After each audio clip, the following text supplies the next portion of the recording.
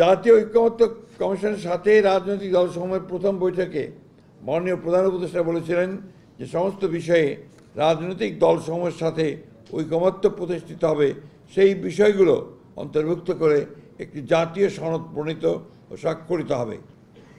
অতঃপর গত 17 অক্টোবর জাতীয় সংসদের দক্ষিণ প্লাজায় এক ঐতিহাসিক অনুষ্ঠানের মধ্য দিয়ে আমরা কেবলমাত্র আলোচনার মাধ্যমে প্রণীত সনদের অঙ্গীকারনামায় স্বাক্ষর করেছি, কিন্তু উক্ত দিন জুলাই সনদের চূড়ান্ত কপি আমাদের সামনে উপস্থাপন করা হয়নি।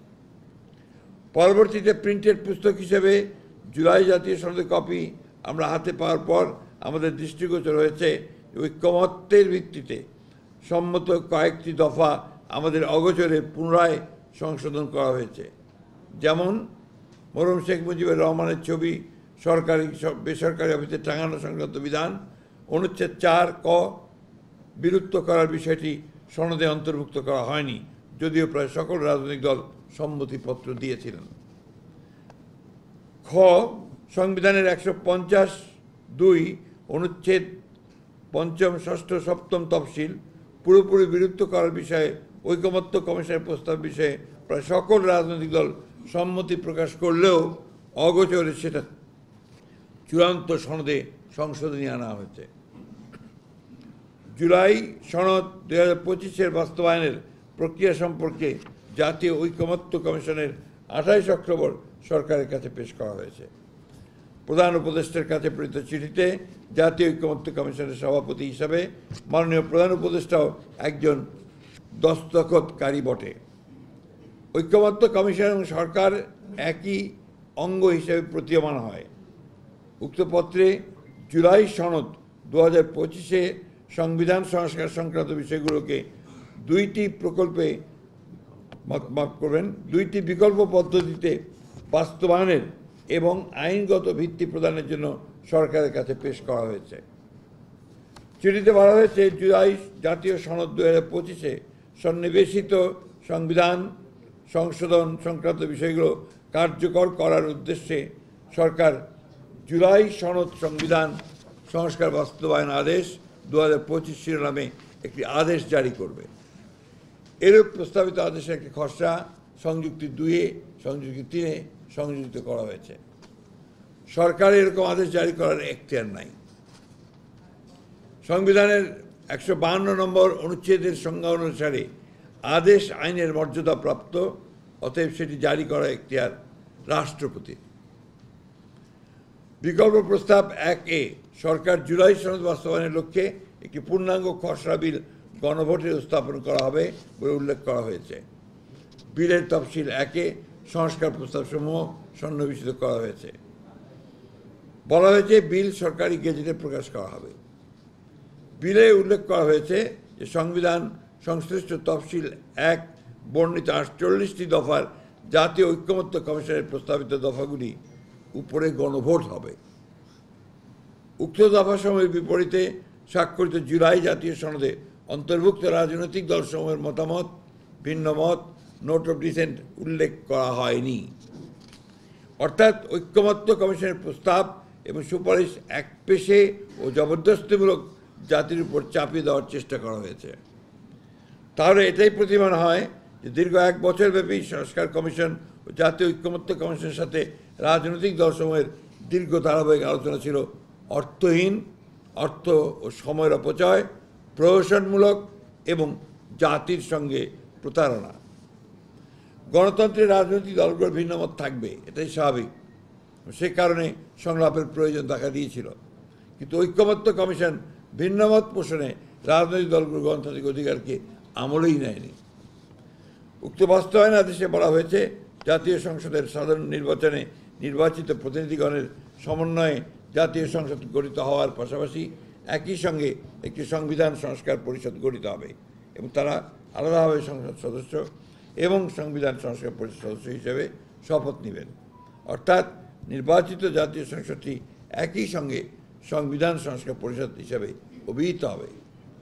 প্রশ্ন হল, নির্বাচন কমিশন সাংবিধানিকভাবে জাতীয় সংসদ এবং রাষ্ট্রপতি নির্বাচনের জন্য ক্ষমতাপ্রাপ্ত। সংবিধান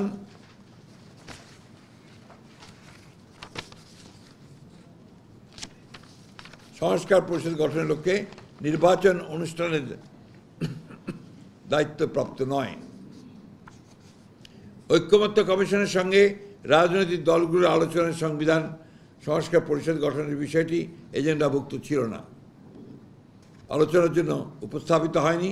সংবিধান সংস্কার পরিষদ গঠনের বিষয়ে কোনো ঐক্যমত্য হওয়ার অবকাশও ছিল না। উল্লেখ্য, জাতীয় কোনো সংবিধান সংস্কার পরিষদ গঠন করতে হলে তাও পরবর্তী জাতীয় সংসদের সিদ্ধান্ত নিতে হবে। উল্লেখ্য, জাতীয় কোনো সংবিধান সংস্কার পরিষদ গঠন করতে হলে তাও পরবর্তী জাতীয় সংসদের সিদ্ধান্ত নিতে হবে। তবে বলা হয়েছে উক্ত সংবিধান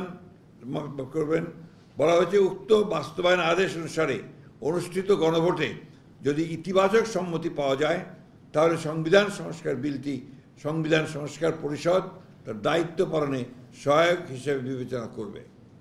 জাতীয় সংসদ নির্বাচন ও গণভোট অনুষ্ঠান হওয়ার পূর্বেই এই ধরনের প্রিএমটিভ পদক্ষেপ আদৌ গ্রহণযোগ্য নয়।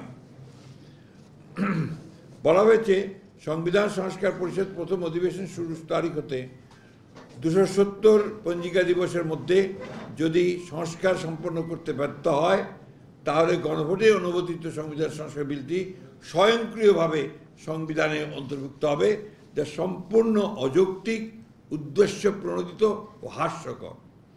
জাতীয় সংসদের অনুমোদনের পর যে কোনো বিল রাষ্ট্রপতির অনুমোদন প্রাপ্তির পরই কেবল আইনে পরিণত হয়। স্বয়ংক্রিয়ভাবে সংবিধান অন্তর্ভুক্ত হওয়ার কোনো সুযোগ নেই, তা গণতান্ত্রিক রীতি ও সংসদীয় সার্বভৌমত্বের পরিপন্থী। বিকল্প 2 প্রস্তাবে জুলাই সনদ আদেশের বিষয়টি বিল আকারে না দিয়ে সংবিধান সংস্কার সম্পর্কিত প্রস্তাবসমূহ সরাসরি গণভোটে উপস্থাপন করা হবে মর্মে উল্লেখ করা হয়েছে। এক্ষেত্রে ঐকমত্য কমিশনের আলোচনাকালে বিভিন্ন বিষয়ে রাজনৈতিক দলসমূহ কর্তৃক প্রদত্ত মতামত, ভিন্নমত ও নোট অফ ডিসেন্ট গণভোটে উপস্থাপনের সুযোগ রাখা হয়নি। চিঠিতে বলা হয়েছে জাতীয় সংসদ নির্বাচনের পূর্বে অথবা নির্বাচনের দিন উক্ত আদেশ অনুযায়ী গণভোট নির্বাচন করা যেতে পারে। এখানে উল্লেখ করা প্রয়োজন যে বিএনপি জাতীয় ঐক্যের স্বার্থে জুলাই সনদের আইনি ভিত্তি রচনা এবং জনগণের সম্মতি গ্রহণের জন্য জাতীয় সংসদ নির্বাচনের দিনেই গণভোটের প্রস্তাব করেছিল। 2026 সালের ফেব্রুয়ারি মাসের প্রথমার্ধে নির্বাচন অনুষ্ঠানের ঘোষণা দিয়েছিলেন প্রধান উপদেষ্টা। সেক্ষেত্রে নির্বাচন অনুষ্ঠানের আগে প্রস্তাবিত গণভোট অনুষ্ঠান সম্ভব নয়। সময় স্বল্পতা, নির্বাচন অনুষ্ঠানের জন্য বিপুল অঙ্কের ব্যয় এবং আইনশৃঙ্খলা বাহিনী সহ ব্যাপক লোকবল নিয়োগ এবং একটি জাতীয় সংসদ নির্বাচন অনুষ্ঠানের মতো বিশাল আয়োজনের বিবেচনায় নির্বাচনের পূর্বে গণভোট অনুষ্ঠান অপ্রয়োজনীয়, অযৌক্তিক এবং অবিবেচনাপ্রসূত। একই আয়োজনে ও একই ব্যয়ে জাতীয় সংসদ নির্বাচনের দিনই গণভোট অনুষ্ঠান করা বাঞ্ছনীয়।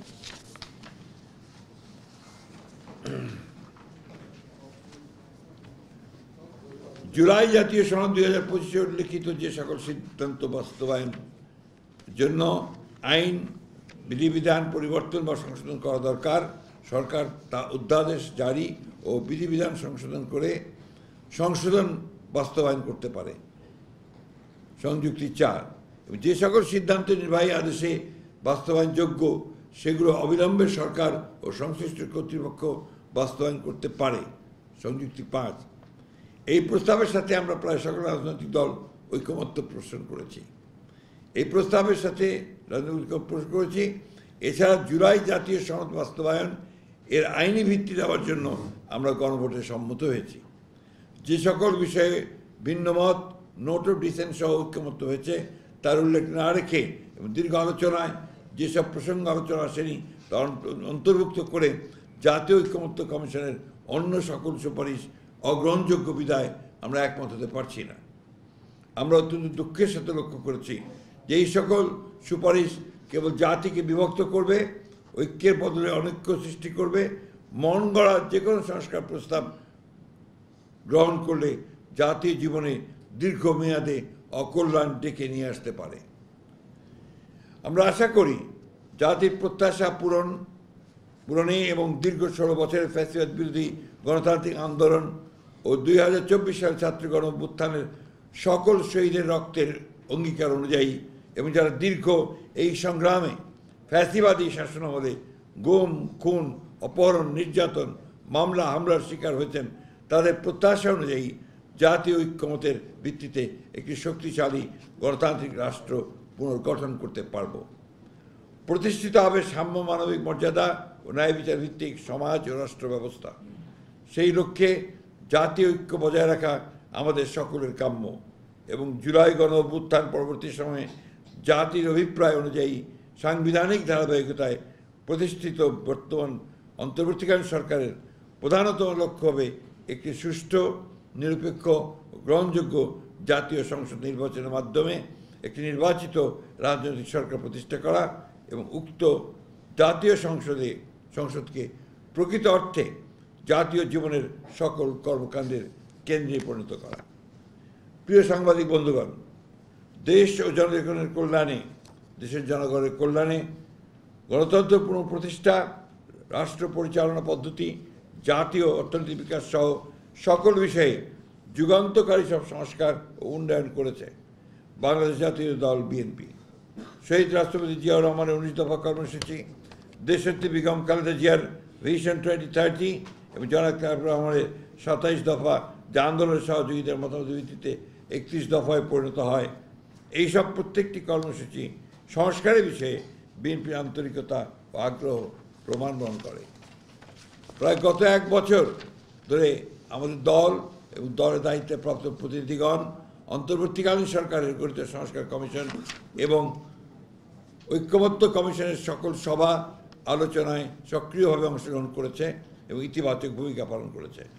ঐক্যমত্য প্রতিষ্ঠার স্বার্থে আমাদের দলের পক্ষ থেকে অনেক বিষয়েই ছাড় দেওয়া হয়েছে। আমরা আন্তরিকভাবেই চলমান সংস্কার প্রক্রিয়ার সাফল্য কামনা করি, কিন্তু একটি দায়িত্বশীল রাজনৈতিক দল হিসেবে দেশ ও জনগণের প্রকৃত কল্যাণ নিশ্চিত করার লক্ষ্যে আমাদের অবস্থান গ্রহণ প্রকাশে আমরা দায়বদ্ধ। আপনাদের সকলকে আন্তরিক ধন্যবাদ। আল্লাহ হাফেজ। বাংলাদেশ জিন্দাবাদ। কপি দিচ্ছে, কপি দিয়ে দাও।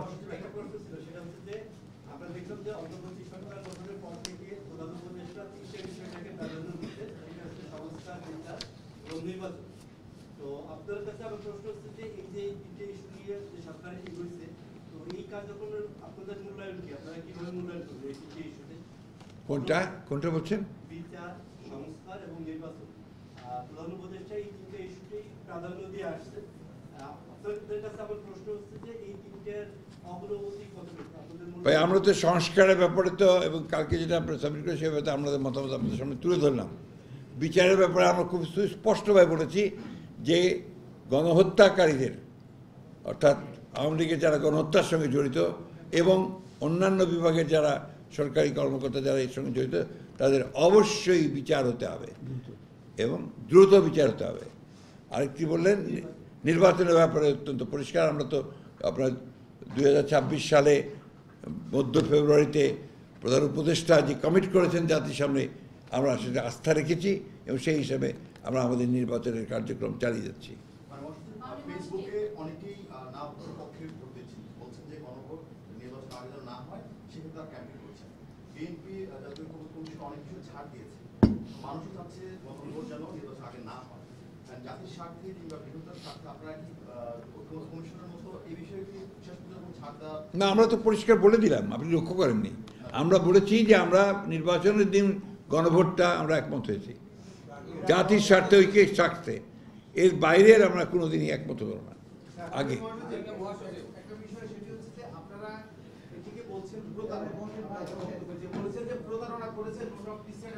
হ্যাঁ, অবশ্যই।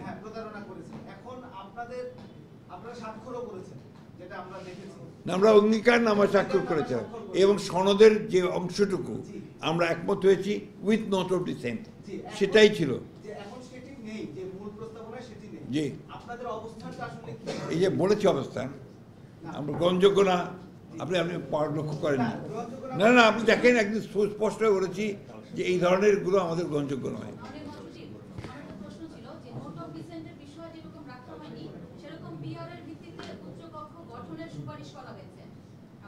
সেটাও আমরা করিনি। না, ওটাও করা ছিল না। তো এখানে কমিশন কারো দ্বারা প্রভাবিত বলে মনে করেন কিনা, আর সামনে আসলে বিএনপির এই বিষয়ে অবস্থান কি? আমরা কমিশনকে কে কার দ্বারা প্রভাবিত ওটার আমাদের লুকআউট না, আমাদের যে কমিশন কি দিচ্ছে সেটা আমাদের লুকআউট। তাহলে সম্পূর্ণটাকে আমি বোঝাতে পারি না, আপনারা কি প্রত্যাখ্যান করছেন কিনা এটা আমি প্রত্যাখ্যার কথা আমরা বলিনি তো।